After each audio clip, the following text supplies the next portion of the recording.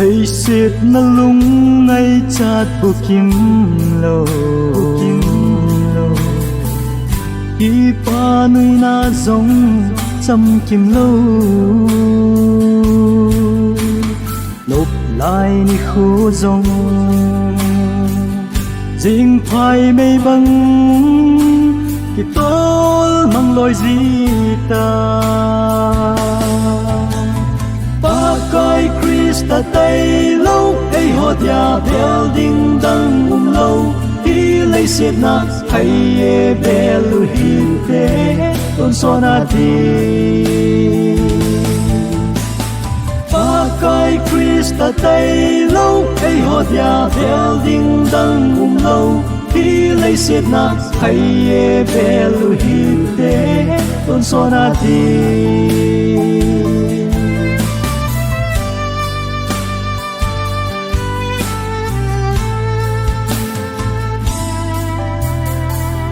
đây siết na ki pa na chăm kim lo lấy hậu sắt na giống chăm kim lâu thì ngày lụi na giống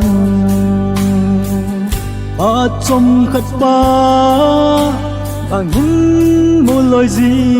ta ba coi Krista tay lâu ấy hót ya bel ding dang lâu đi lấy xiết na hay e belu hi te con sona ti ba coi Krista tay lâu ấy hót ya bel ding dang lâu đi lấy xiết na hay e belu hi te con sona ti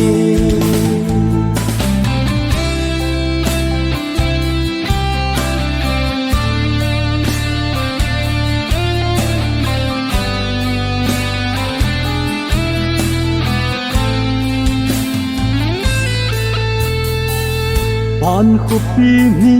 thiên pe chen na chun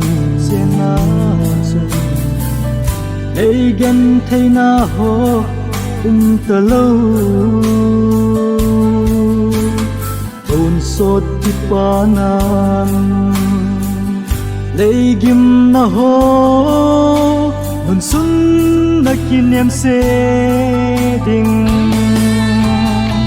ba coi Krista tay lâu ấy hót ya bel ding dang lâu đi lấy xiết na hay e belu hi te con sona ti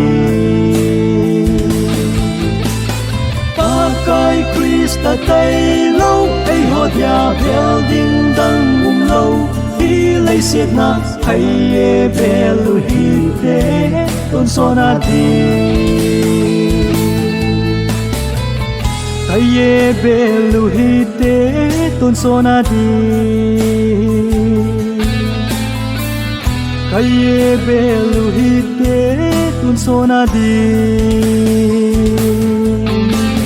ba coi Krista tay lâu ấy hót ya bel ding dang lâu đi lấy xiết na hay e belu hi te